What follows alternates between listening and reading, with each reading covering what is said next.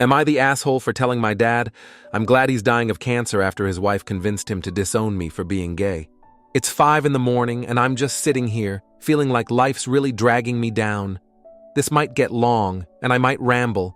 Sorry about that, but I need some outside perspective. A bit about me.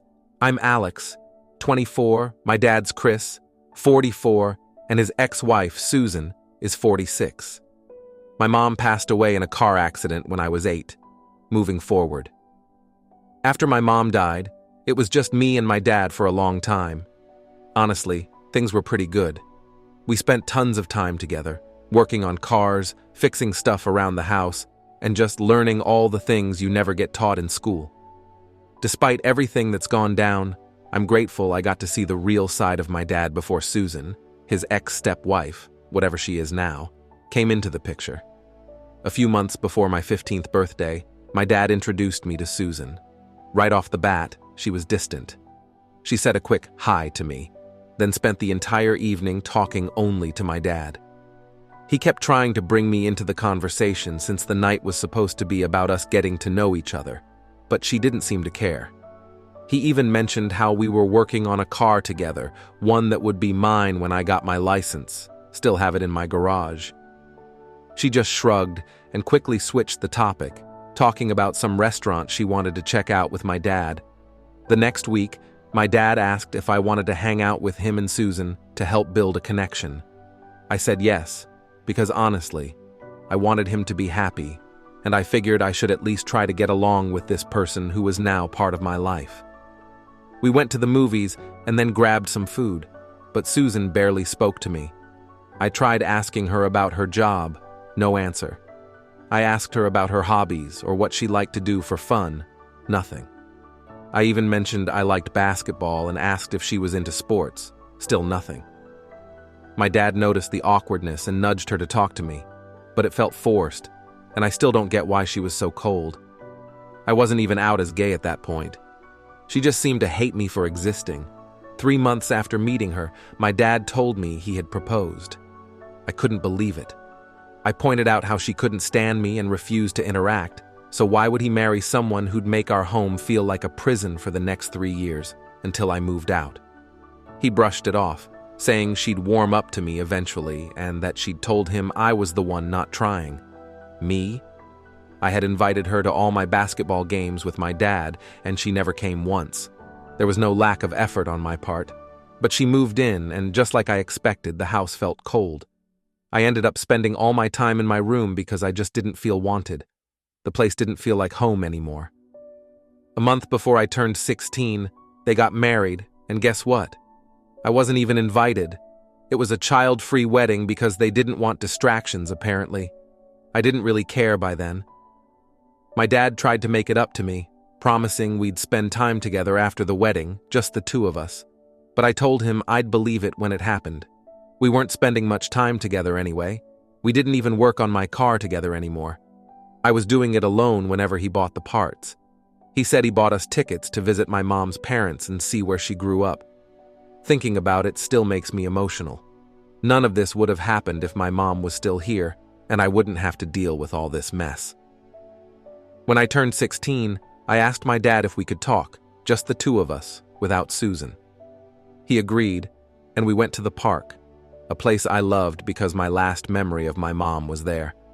I came out to him, and it was emotional. He wasn't mad.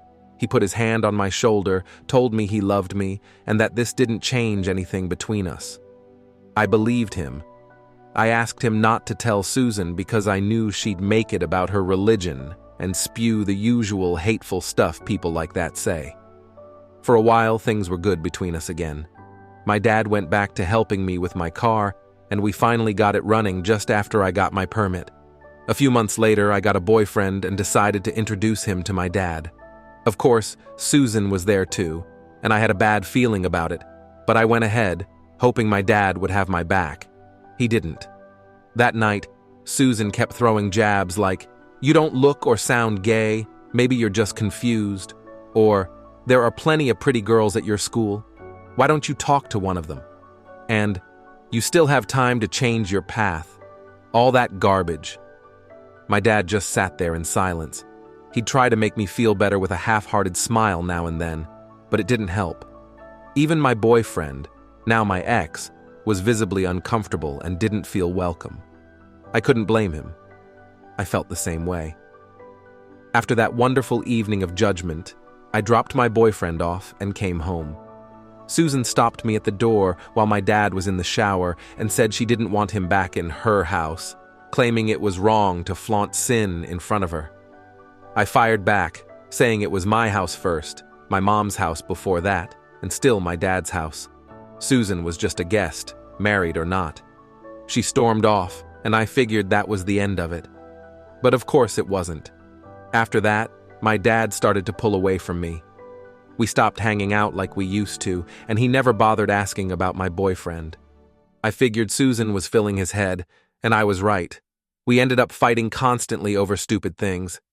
I accused him of putting his holier-than-thou wife above his own son, and he shot back, calling me ungrateful for everything he's done for me. He said he couldn't just stand by and accept the lifestyle I'd chosen.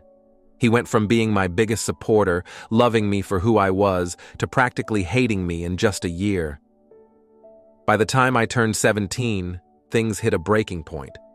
Susan and I got into a heated argument, and she told me I was destined for hell because I was living in sin. My dad just stood there and let her say it. I begged him to say something, to defend me, just once. But he refused, saying he agreed with her. I called him a coward and an embarrassment of a father. He shot back, telling me my mom would be ashamed of me and that I wasn't his son anymore. He told me to leave and never come back. So I did. I ended up living in my car for a month before my boyfriend found out. Instead of helping, he dumped me, saying it was embarrassing to date someone who was homeless, and he didn't want the extra judgment at school. I was left with no dad, no mom, no boyfriend, just me and my car. I tried to keep going to school, but eventually, I quit. It didn't seem worth it anymore. I survived, though. I did what I had to. Stole stuff and sold it. Did other things to get by. I drove until I didn't know where I was anymore. At 20, I found a job, got a place of my own, and slowly built a new life, meeting new people along the way. Now, here I am, 24 years old, living states away, and I guess I'm doing okay. I'm not super successful or anything, but I'm comfortable. I work at a small garage, got a boyfriend I've been living with for a year, and friends who actually care about me. I haven't spoken to my dad since the day I left. I haven't kept tabs on him, never looked him up on social media. I just don't care to. Then, about a week ago, I get a message on Facebook. It's from my dad. He says he's been trying to find me for years but couldn't track me down, which makes sense since I haven't had social media. He tells me he divorced Susan and desperately wants to fix things between us before he dies. He's got cancer, but just to be clear, it's not terminal. He's getting treatment, and yeah, he could die. But honestly, I could also die slipping on my way to the bathroom. Life's unpredictable like that. He said he regretted kicking me out and never really agreed with all the stuff Susan was saying, but he felt pressured to go along because she always seemed so certain and righteous. I don't know, man. He wasn't even religious before meeting her, but I guess hooking up with her changed that real quick. Now, he wants to meet up and catch up on everything. He also mentioned that if he dies, the house, cars, and whatever money he has, which isn't much, would all go to me. But honestly, I couldn't care less. So I replied, "You threw me out in favor of that witch of a wife, who did everything she could to drive us apart, and you let her." I was 17, doing whatever it took to survive, including letting grown men pay me just so I wouldn't starve. It's a miracle I'm even alive, and I don't believe in any kind of heaven or afterlife. But if there is one, Mom is looking down at you with nothing but hate for what you did to me. I'm glad you're suffering now. Maybe it's some justice for how you treated me when I needed you the most, and you told me to get lost. You should have stayed with Susan. At least then you'd have someone by your side when you die. The next time I want to hear about you is when someone tells me you're gone so I can piss on your grave. Don't ever contact me again. Then I blocked him. Now I'm just feeling kind of empty. I don't feel good about what I said, but I couldn't stop myself. My boyfriend says I'm not in the wrong, but thinks I could have been gentler, considering he's sick. My friends are all saying screw that, I should have been even harsher. I think my boyfriend's just worried I'll regret my words if my dad dies, but honestly, I don't know. It's not like he's dying tomorrow, so if you guys think I messed up, maybe I could try to fix things. There won't be an update. This account's probably going to get banned soon, but the post will still be up, so I'll be able to see the replies. Thanks in advance for any thoughts. I'll respond until the account gets axed. If I stop replying, it means they got me. Now on to the next story. Story 2. My boyfriend, who's always been against cheating, cheated on me and then tried to take his own life out of self-hatred and struggles with alcoholism. I'm heartbroken. Sorry if this is super long, but the last 48 hours have been the craziest of my life. I'm 22F, and my boyfriend, 21M, and I have been together for almost 2 years. It's been the happiest time of my life. I've never felt so close, so safe, and so in love with another person. I really thought he was my soulmate, and I know I'm young, but I can't even put into words how much he means to me. He's my partner, my best friend, and I know he feels the same way. We got together because his sister, who's been my best friend since 6th grade, introduced us. He'd always had a crush on me, and nearly 2 years ago, we shared our first kiss and have been inseparable since. Well, 2 days ago, he told me we needed to talk, and I immediately got anxious. I was bracing myself for bad news, but nothing could have prepared me for what he said. He drove us to the park near my house, and we just sat there in silence, waiting for him to speak. He looked like he was about to throw up. He finally told me that a few days ago, at his friend's going-away party, he cheated on me with his friend's sister, a girl he used to have a thing with before we started dating. She led him up to her room, and they kissed. The second those words left his mouth, I slapped him hard and told him to take me home. He just nodded, started the car, and drove. The reason cheating was the last thing I ever expected from him is because he's always been a huge anti-cheater. He's always said how disgusting and unforgivable cheating is, no matter the reason. Drunk, high, heartbroken, he didn't care. There were no excuses. He's seen how cheating wrecked people in his life, and he was firm on his stance. I'd never met anyone more against infidelity, and that's why I never imagined he'd do something like this to me, or to anyone, really. On the drive back, he asked if I even wanted to talk about it. I was furious, but agreed, so we pulled over. He told me that night he was drinking, and his friend's sister kept pushing shots on him all evening. For context, my boyfriend has a history of alcohol and substance abuse. His parents were drunks, his grandparents were drunks, and even now, he has a drink every night and always keeps alcohol on hand. His family's a mess, but that's a whole other story. Anyway, he was wasted that night. He's at that house a couple of times a week, and every time he's there, he drinks. This girl has been jealous of our relationship since day one, especially after they hooked up once and he immediately cut her off. He said she lured him up to her room with the promise of more shots. Once they were alone, she told him, "You deserve this for what you did to me," and kissed him. He didn't resist. They made out, and when I demanded to know what happened next, he admitted he put his hand down her pants. I slapped him again and screamed at him to take me home. I didn't want to hear any more, and I still don't even know how far it went. On the drive back, I was yelling and crying, cursing at him, and he just looked like he wanted to die. A few hours later, after crying my eyes out, my best friend, who's also his sister, called me, furious. She said that when he got home, he parked his car and just went for a walk.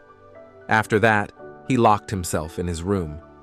Even through my own pain, I knew him well enough to be worried, so I told her to check on him and make sure he didn't hurt himself.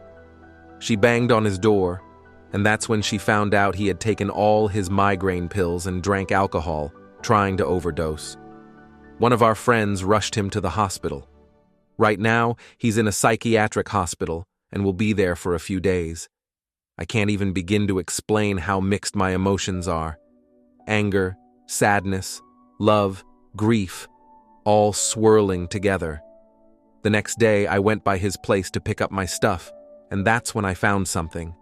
I was looking through his phone, checking for texts. Apparently, he tried to grab his phone when they were taking him to the ER, but they wouldn't let him. And I found pages and pages of notes he'd written. They were full of his thoughts, his self-disgust, the hatred he felt for himself, his confusion over why he'd done this. He wrote about how scared and trapped he felt in that moment, how he saw himself as a monster who'd become the very thing he always hated, and through all of it, his love for me stood out. The light of his life, the most precious thing in the world. Reading his words, I just broke down all over again. There was so much there, and it shook me to my core. I wish this was simple and I could just see him as a piece of trash, but I know it's not that black and white. This is something bigger, beyond me, beyond our relationship. I still love him so deeply, and his pain weighs heavily on my heart, even if that sounds cheesy or pathetic. I don't want to lose him, but I know I have to if I want to keep any self-respect or the respect of others. This whole thing feels like a nightmare I can't wake up from. My boyfriend, who's always been against cheating, cheated on me and then tried to take his own life out of self-hatred and struggles with alcoholism. I'm heartbroken. Edit. I genuinely believe he was taken advantage of by this jealous, malicious girl, and that's why I've been so conflicted.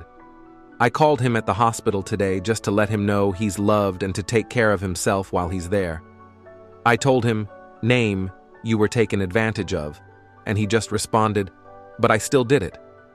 We agreed that once he's out, we'll have one final conversation, but it's clear that we need to go our separate ways to heal and grow. We both still love each other so much, and if we're truly meant to be, if we're soulmates, maybe one day we'll find our way back to each other. Only time will tell.